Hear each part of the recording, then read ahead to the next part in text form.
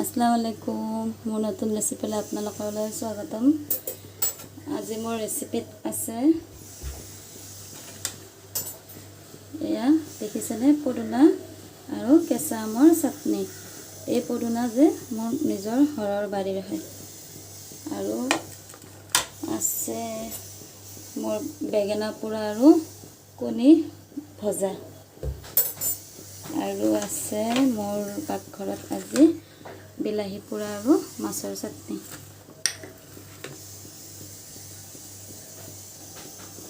এই বেঙেনাটো যে মই এতিয়া জুইত পুৰি ল'ম। জুই মানে গেছতে হ'ব, আমাৰ ইয়াতো জুইৰ সুবিধা নাই বাহিৰত।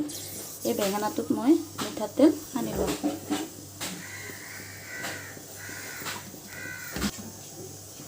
ইয়াত মই তেল ব্যৱহাৰ কৰি লৈছোঁ। মিঠাতেল সানিলে বাকলিটো ধুনীয়াকৈ এৰ খায়। এতিয়া মই এই বেঙেনাটো যে এইডাল যে দেখিছেনে, এই শিলাডালেৰে মই বেঙেনাটো ফুটা কৰি ল'ম। নহ'লে জুইত ফুটিব পাৰে ন, সেইকাৰণে মই এই বেঙেনাটো ফুটা কৰি লৈছোঁ। এতিয়া মই এই বেঙেনাটো এই গেছত পুৰিম। গেছত যেতিয়া বেঙেনা পুৰিব তেতিয়া এনেকুৱা এখন জালনী দি ল'বচোন। এয়া জালনী ব্যৱহাৰ কৰিলে গেছটো লেতেৰা নহয়। এতিয়া মই ইয়াতে এই বেঙেনাটো পুৰিম।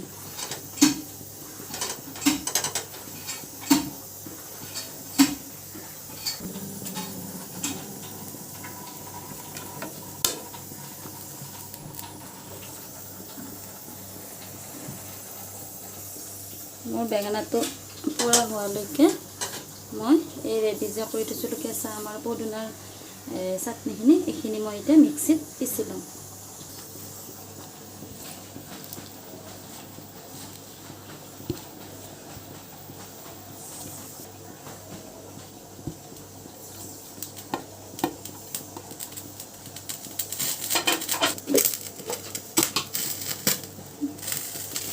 এই চাটনিখিনিত মই প্ৰয়োজন অনুসৰি নিমখ ব্যৱহাৰ কৰিছোঁ।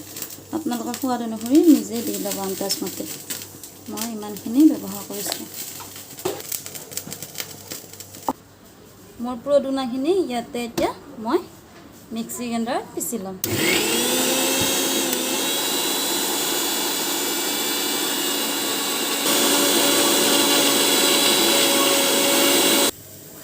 চাওকচোন, মোৰ কেঁচা আমৰ আৰু পদুনাৰ চাটনি ৰেডি। ইমান ধুনীয়াকৈ মিহি হৈ গৈছে। মোৰ পদুনা চাটনি এই বাতিটোত অজৰাই থৈ দিলোঁ। এয়া মোৰ পোৰা বেঙেনা প্ৰায় ৰেডি হৈ গৈছে। এই বেঙেনাটো মই এতিয়া চেলাই ল'ম। চাই থাককচোন আপোনালোকে। মোৰ মাছৰ চাটনিৰ কাৰণে চাওকচোন, এয়া জলকীয়া আৰু বিলাহী এয়া গজিডালত মই সোমাই লৈছোঁ। এতিয়া মই আকৌ একেদৰে ইয়াতে মই জুইত দি দিছোঁ। আৰু মোৰ মাছৰ বিলাহী পোৰা চাটনিৰ কাৰণে মই মাছখিনি অলৰেডি ভাজিয়ে ৰাখিছোঁ। আৰু এতিয়া মই যে বেঙেনাটো পুৰিছিলোঁ, এয়া মোৰ বেঙেনা পোৰাখিনি মই এতিয়া পিটিকি ল'ম। চাই থাককচোন আপোনালোকে, বেঙেনা পোৰা আৰু কণী ভজা মই কেনেকুৱাকৈ ভাজোঁ আপোনালোকে চাই থাকক। মই এয়া এনেকুৱাকৈ আপোনালোকে মিহিকৈ পিটিকি ল'ব আগতীয়াকৈ বেঙেনাটো। মই বেঙেনা আৰু কণী ভজাৰ কাৰণে গেছ অন কৰিলোঁ। চাওকচোন, মোৰ বেঙেনাখিনি এয়া মই বেঙেনাটো পুৰি ল'লোঁ ফাৰ্ষ্ট টাইম, লৈ মই এনেকৈ পিটিকি ল'লোঁ। আৰু বেঙেনা আৰু কণী ভজাত কি লাগে জানেনে আপোনালোকে? এয়া মই ইয়াতে মিডিয়াম চাইজৰ পিঁয়াজ এটা পেষ্ট বনাই লৈছোঁ। আৰু ইয়াতে নহৰু আদাৰ অকণমান পেষ্ট, ইয়াতে কেঁচা জলকীয়া দুটা আৰু বেঙেনা ভজাৰ কাৰণে লাগে কণী দুটা। আপোনালোকে চাই থাককচোন মই কেনেকৈ বনাওঁ। এতিয়া মই ইয়াতে কেৰাহীটোত বেঙেনা আৰু কণী ভজাৰ কাৰণে তেল ব্যৱহাৰ কৰিছোঁ। আপোনালোকে প্ৰয়োজন অনুসৰি তেল দিব। মই ইমানখিনি ব্যৱহাৰ কৰিলোঁ।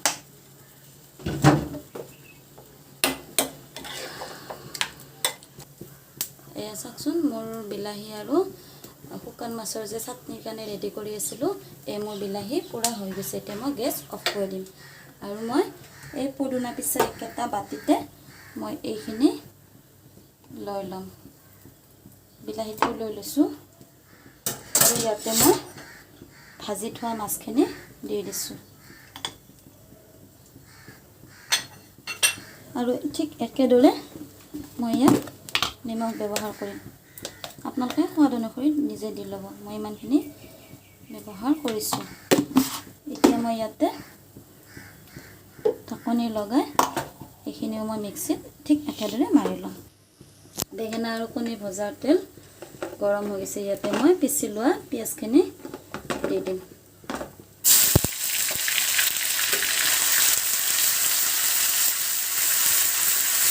আপোনালোকে বনাই খাই চাবচোন। বেঙেনা পোৰা আৰু কণী এড কৰি বেঙেনা পোৰা ভাজিখন বহুত টেষ্টি লাগে। মই পিঁয়াজখিনি ৰঙা নোহোৱালৈকে লৰাই থাকিম। মোৰ ইয়াত ভাজিৰ পিঁয়াজ ৰঙা হৈছে প্ৰায়। এতিয়া মই ইয়াতে আদা নহৰু আৰু জলকীয়াখিনি দি দিছোঁ আৰু অকণমান সময়ৰ কাৰণে লৰাই থাকিম যেতিয়ালৈকে আদা নহৰুৰ কেঁচা গোন্ধটো নাযায়।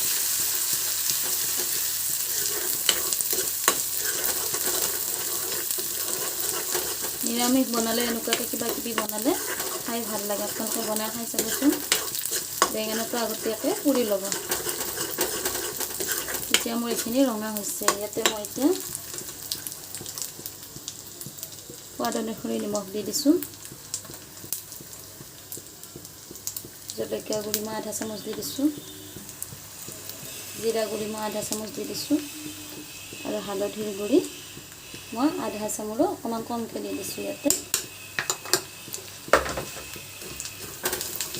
এইখিনি লৰাই কেনে মই মোৰ বেঙেনাৰ কাৰণে যে ৰাখিছিলোঁ কণী দুটা, মই ইয়াতে এতিয়া কণী দুটা ভাঙি দি দিম।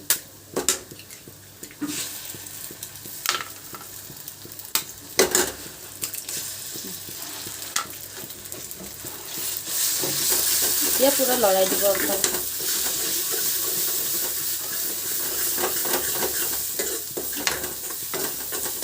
কণীখিনি আগত ভুনা বনাই ল'ব।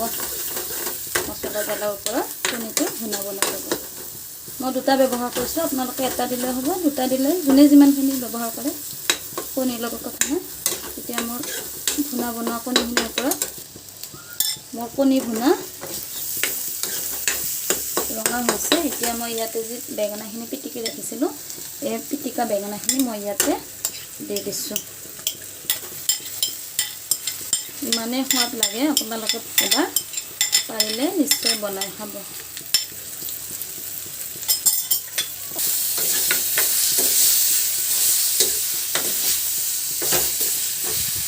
চাওকচোন, আপোনালোকে বেঙেনাখিনি দি ভালকৈ লৰাই থাকিব যাতে কণী আৰু বেঙেনা একেলগে মিল হৈ যায়। ভালকৈ লৰাব, পিছতে ভালকৈ লৰাই থাকিব।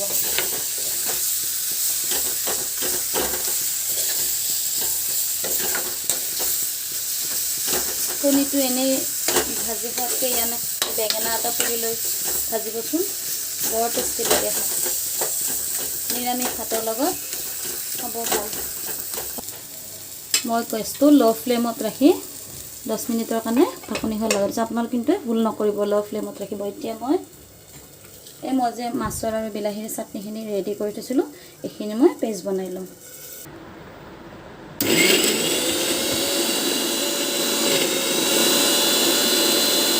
এইফালে চাওকচোন, মোৰ শুকান ভজা মাছ আৰু বিলাহী পোৰা চাটনিও ৰেডি হৈ গ'ল। এতিয়া মই ইয়াতে অজৰাই লৈছোঁ।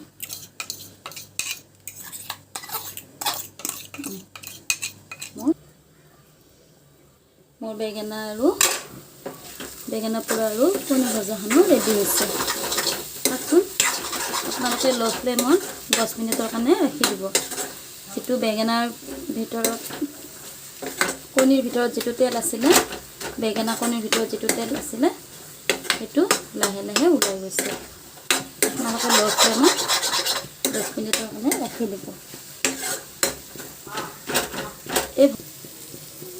এই ভজাখন কিহৰ কাৰণে বেছি সোৱাদ হয় জানেনে? বেঙেনাটো যে মই পুৰি ল'লোঁ সেইকাৰণে। আৰু আপোনালোকে চাওকচোন, এয়া লাহে লাহে তেল ওলাব ধৰিছে এই সাইডত লাহে লাহে তেল ওলাব ধৰিছে আপোনালোকে আৰু দুবাৰমান লৰাই কিনে মোৰ বেঙেনা পুৰা ভজা প্ৰায় ৰেডি হৈ গৈছে